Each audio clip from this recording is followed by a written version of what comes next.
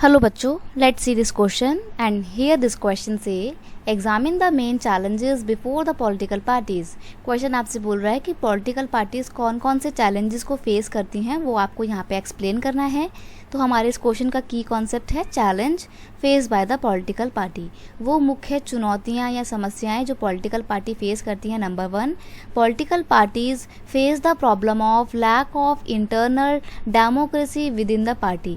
यानी कि सबसे बड़ी प्रॉब्लम पॉलिटिकल पार्टी जो फेस करती हैं वो ये हैं कि पॉलिटिकल पार्टी के अंदर ही ना इंटरनल डेमोक्रेसी का बहुत ज़्यादा अभाव होता है, बहुत ज़्यादा कमी होती है। तो जो बाकी के छोटे मोटे मेंबर होते हैं ना, उनको प्रॉपर रिप्रेजेंटेशन नहीं मिलता है, वो सिर्फ नाम के मेंबर होते हैं, पावर एंजॉय नहीं करते हैं। नेक्स्ट है decision are taken in the name of party by leaders having more power. अब देखो पॉलिटिकल पार्टीज जो होती हैं यहाँ पे डिसीजन क्या होते हैं, पार्टी के नाम पे लिए जाते हैं। अब आपने सुना होगा कि कांग्रेस पार्टी ने ये डिसीजन लिया है या बीजेपी ने ये निर्णय लिया है। तो जितने भी डिसीजन होते हैं वो पार्टी के नाम पे लिए तो जाते हैं, लेकिन वो पार्टी के सभी मेंबर नहीं लेते हैं, बल्कि पार्टी में जो बड़े बड़े नेता होते हैं ना वही सारा डिसीजन ले लेते हैं। तो जो बाकी के मेंबर हैं वो अपने आप को बड़ा ही अलाइनेटेड सा या बड़ा ही अलगाववादी सा फील करते हैं। नेक्स्ट है member of just one family hold complete control in many parties, this is not fair to the other member of that party.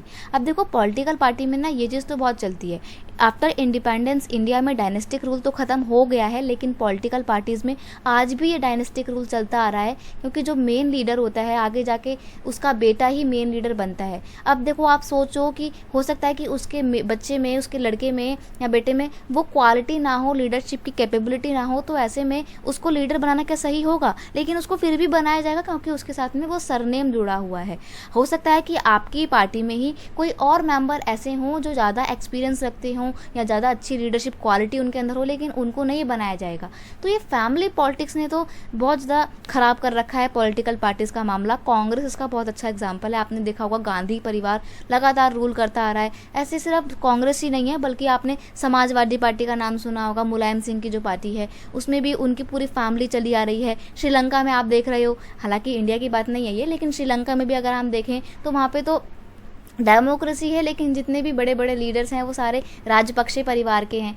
तो ये सब जो है ना, ये जो फैमिली पॉलिटिक्स चली आ रही है डेमोक्रेसी के अंदर, ये पॉलिटिकल पार्टी का जो एक स्वरूप है ना, जो उसका एक ढांचा है, उसको ख़राब कर रही है, लोगों के बीच में छवि खराब हो रही है। तो ऐसा नहीं होना चाहिए, फैमिली पॉलिटिक्स को डिस्करेज करना चाहिए।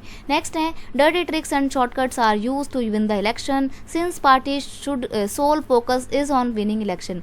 अब देखो जितनी भी पॉलिटिकल पार्टी होती हैं, इनका मेन पर्पस क्या होता है? इनका मेन उद्देश्य होता है कि हमारे को इलेक्शन में जीतना है, और इलेक्शन में जीतने के लिए ये डर्टी ट्रिक्स को अडॉप्ट करती हैं, शॉर्टकट्स को अपनाती हैं, जिसकी वजह से ये इलेक्शन नहीं जिसकी वजह से ये इलेक्शन बस जीत सकें। तो ये क्या करती हैं? सिर्फ इलेक्शन जीतने के लिए जो गलत हथकंडे अपनाती हैं, उसकी वजह से इनकी ही छवि खराब होती है पूरे देश के आगे। तो ऐसा नहीं होना चाहिए। ये प्रॉब्लम्स हैं जो पॉलिटिकल पार्टीज के आगे हैं। I hope you understand it well. Best of luck.